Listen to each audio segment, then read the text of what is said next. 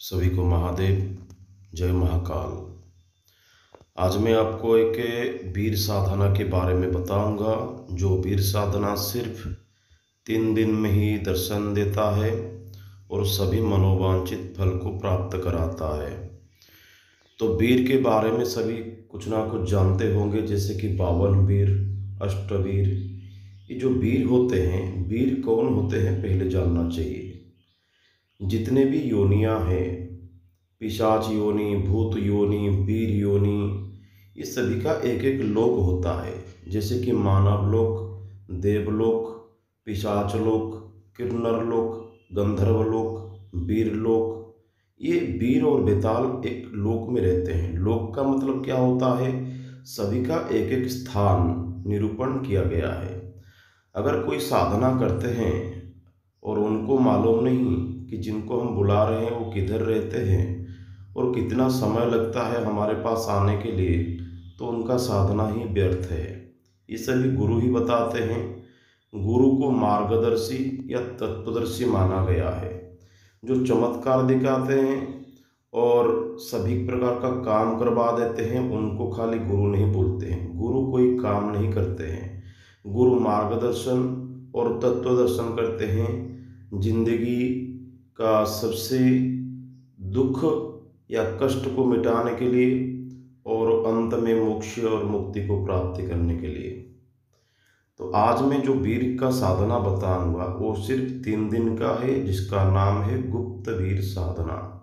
ये 52 वीर में नहीं है, ये अष्टवीर में विदित है। तो ये जो साधना है, ये साधना 3 दिन में कैसे सफल होगा, इसके बारे में थोड़ा सा जानकारी देता हूँ। आपको पहले बता दूं कि जो रामकृष्ण परमहंस थे, वो कोई भी साधना दुनिया में क्यों ना हो, तो हर एक साधना को 3 दिन में ही संपन्न करते थे और दर्शन भी प्राप्त कर लेते थे। आप पूछेंगे कि वो कैसे?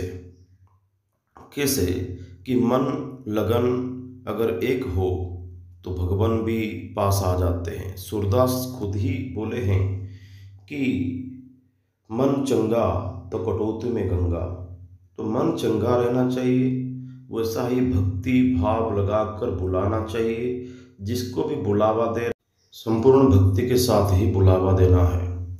और किसी को भी बुलाते हैं तो वैसा ही बुलाने से वो आते हैं जैसे अपनों को बुलाते हैं। खाना या जो भी प्रसाद भोजन अर्पण करेंगे, सभी भक्ति भाव से अपने तरह से, यानी कि अपने जैसा ही पूजा करना चाहिए। तो आपको ये जो गुप्तवीर साधना है, ये गुप्तवीर साधना कैसे करना है और किस तरह से सफल होगा, इसके बारे में हम चर्चा करेंगे। बने रहिए हमारे साथ। अगर हमारा चैनल को सब्सक्राइब किए हैं, जल्द से जल्द अगर वीडियो अच्छा लगे तो लाइक कीजिए और शेयर जरूर कीजिए। तो हम पहले क्या करेंगे कि 3 दिन के लिए एक बरगद का पेड़ को चयन करना है, जिसके नीचे हम बैठकर 3 दिन साधना करेंगे।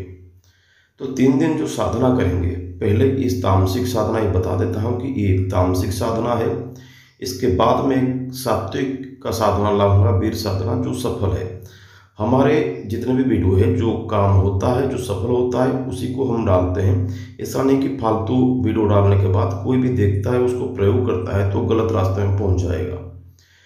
तो आपको बरगद के पेड़ के नीचे 3 रात बैठना है।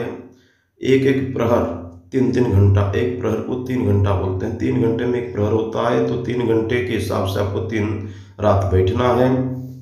भोग में पंचमोकार का भोग लगाना है, मध्य, मत्स्य, मांस, मुद्रा और मैथुन। पंचमोकार का भोग लगाने के बाद दक्षिण की दिशा की ओर मुंह करके बैठेंगे। काला आसन, काला वस्त्र पहनकर बैठेंगे। आपको हरिड़ की माला, 21 हरिड़ की माला को एक माला बना के और उसी माले में ही जाप करना है। मंत्र है ओम क्लीम ब्लीम गुम गुप्तवीर हुम हुम स्वाहा। इस मंत्र को मैं आपको डिस्क्रिप्शन में दे दूंगा। आपको हरिड़ की माला में ये मंत्र को एक प्रहर, कोई संख्या नहीं, एक प्रहर आपको जाप करना है हर रात। और भोग में पंचमोकार भोग रहेगा।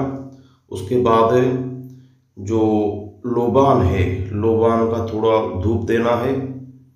ये करने के बाद तीसरे रात्रि में वीर प्रकटित होती है। पूजा आपको पहले दिन जो देना है, आखिर दिन वही पूजा देना है, बड़ा पूजा करना है आखिर दिन।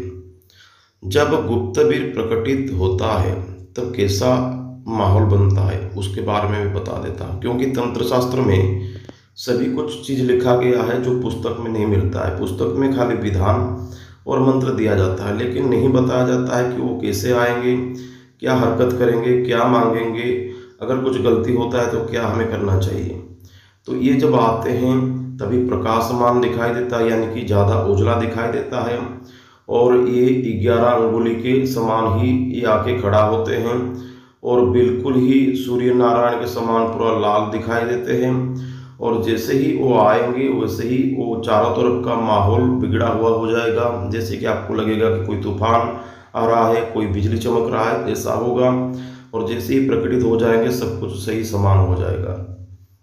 उसके बाद वो आपको मांगेंगे कुछ, मेरे लिए क्या है, तो आपको उसी वक्त उनको भोग और पंचमकार का भोग प्रदान करना है। उसके बाद अगर फिर कुछ मांगने लगे तो उनको हाथ जोड़ के मना करना है कि मेरे पास और बाकी शेष कुछ नहीं है, तो मैं अकेला हूँ, अगर आप मुझे लेना चाहते हैं तो ले सकते हैं। तो संपूर्ण समर्पण भाव से उनको अपने को समर्पित करने के बाद वो खुश हो जाते हैं। वो आपको नहीं लेंगे या नहीं मारेंगे। खुश होने के बाद वो वरदान देने के लिए बोलते हैं।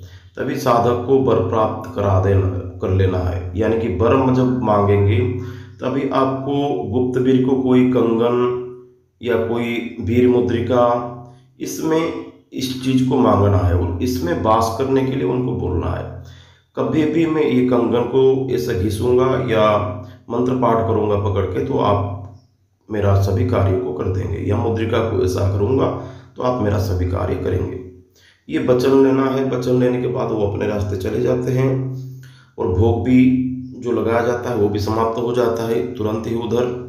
उसके बाद सभी पूजा सामग्री को नदी के जल में प्रवाहित करके आपको लौट के आना है।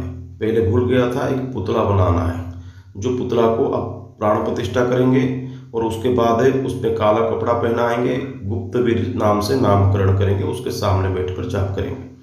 तो वो पुतला को लेके कोई भी बरगद के पेड़ के नीचे आप रख सकते हैं, नहीं भी कोटोर में रख सकते हैं, नहीं तो आप घर पे भी रख के रोज पूजा कर सकते हैं। तो जो पुतला बनाएंगे वो प्राण प्रतिष्ठा का विधान आप मुझसे भी ले सकते हैं। हमें संपर्क करने का सूत्र है 7008226170। स्क्रीन में भी लिखा गया है नंबर। आप नंबर के सहारे हमें व्हाट्सएप करके पुतला कैसे प्राण प्रतिष्ठा किया जाता है और पुतला का कैसे आयोजन किया जाएगा उसके बारे में सब विस्तृत विवरण हम आपको दे देंगे। तो ये तीसरे दिन में ही जैसे ही समाप्त हो जाएगा, हर साल आपको उसी दिन ही पूजा देना है और आप उसके सहारे जो चाहे वो कर सकते हैं। ज़्यादा जानकारी के लिए आप हमें संपर्क करके साधना के बारे में भी जो जान सकते हैं। तब तक के लिए महादेव।